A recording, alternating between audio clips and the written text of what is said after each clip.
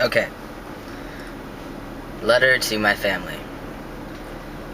I have spent a lot of time thinking about this very moment. I thought the best way to share this with you was in the form of a letter. But where do I begin? How about by telling you how much I love you? Each and every one of you are so very important to me, which is why I want to be the one to tell you about my tremendous journey ahead. I ask that while you read this, you keep an open mind and an open heart. Try to think back to a time when you found yourself judged and scared of others' feelings and opinions of you. Try to remember how much you would have liked to have been shown just a little compassion and a little grace for your eccentricities. I constantly remind myself that no matter how bizarre something may appear to one person, it may seem completely normal to another, as well as remembering that it is in our differences that we find opportunities to grow and learn from each other. So I ask again, please show kindness and sensitivity when I tell you I am transgendered. What does it mean to be transgendered? To be a transgendered person can have many meanings and can be used as an umbrella term to describe a person that is one gender but identifies or feels better suited as the opposite gender. Sometimes they feel like neither, and other times they encompass both. Another way to look at it would be to envision a square peg.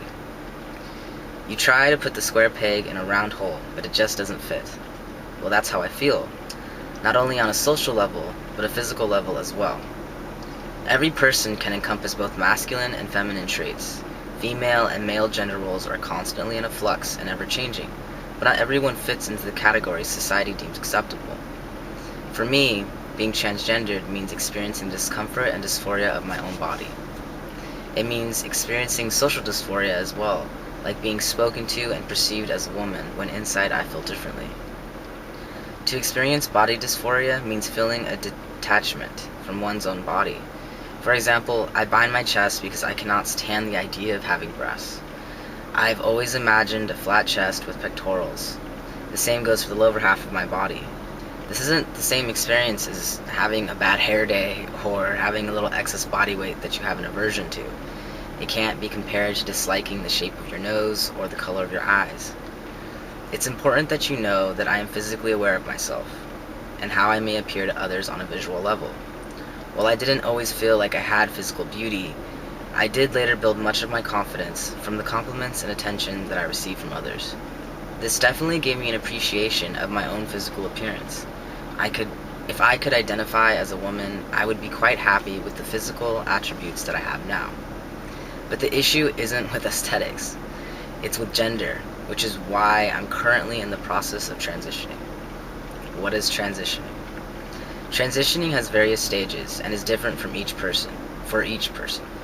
In my case, it means changing my physical appearance from that of a girl's to a guy's. My transition started 2 years ago when I first started to accept that I was transgendered. I began to spiritually and mentally and emotionally prepare myself for the journey ahead. I rooted myself deeper in my relationship with God and His unconditional love. I utilized a vast number of resources and found a community that I could relate to. I acquired a primary physician that takes care of my physical health and specializes in the care of transgendered people, and I see a psychologist that also specializes in the care of trans-related issues. I began my physical transition in November 2000. Physical transition means that I have been taking a synthetic hormone called testosterone. Men and women both have testosterone, but women have a significant amount less. While estrogen is responsible for the first and secondary sex characteristics in women, testosterone is responsible for the sex characteristics in men. You may or may not have noticed some of the changes that have already taken place in the last 5 months, since I've done my best to conceal them till I could write this letter. The changes have been relatively subtle since my doctor has put me on a slow regimen of the hormone that will increase over time till I reach a steady plane. Some of the changes that have already taken place include the lowering of my voice. My face shape is wider and squarer, while the development of facial hair has also begun. The fat and weight distribution of my body is currently shifting as well, resulting in a decrease in breast tissue and a decrease of fat around my hips and thighs. Much of the fat under my skin is thinner and taking on a rougher, more masculine appearance. I've also experienced an increase of muscle mass and body hair. By taking testosterone, I'm experiencing physical changes in nearly all the ways that a young guy will change during and after puberty. The effects of testosterone will enable me to actually look male, in turn help me to overcome my gender dysphoria. Lastly, for what testosterone cannot change, I will be getting surgery.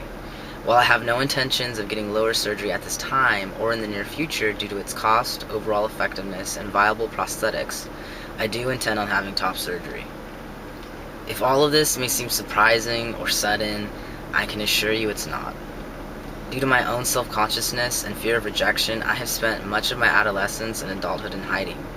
Even though my parents raised me, their opinions, desires, and lifestyle have not always reflected my beliefs. I have always felt somewhat ashamed of my needs and feelings. This is no one's fault but my own. For not being stronger in my convictions, more outspoken in my values, more firm in my wants, I succumbed to a more socially acceptable path. I'm sure as I grew up, many of you have noticed a quirk in my femaleness. It's not because I was a self-identified tomboy or even a masculine lesbian. I was simply doing my best with that which did not feel natural to me. If I had it my way as a child, I would have started shopping in the boys section. I would have never had to put on a dress or practice female behavior or roles. I would have never had to experience female puberty. Rather, I would have been proud of my stature and masculinity. I would have just been one of the guys, and I would have been raised like a son instead of a daughter. So why have I chosen to take action now? I have simply come at a crossroads in my life. I've decided it's time to live my own truth. We cannot possibly hope to achieve all that we were meant for and live for others' desires. I know it's going to be tough for you to make the adjustment. I don't expect you to see me as I see myself right away, especially since it will not only take time for you to feel at ease, but it will take me time to get comfortable being myself. Don't be surprised if I still evoke some feminine behavior, since that's what I've been taught all my life. I'm positive each of you has your own opinions, questions, and thoughts on this matter, so it's important to me that you chat with me personally. I hope that when you speak, it's truth with love, because truth spoken in a tone that is unloving or coming from a place other than love can be quite hurtful.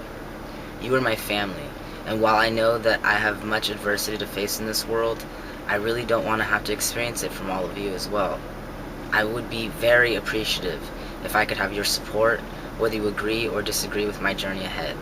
You are by far the most important people to me, so again I ask you to show compassion, kindness, and grace during this transition. Shawnee.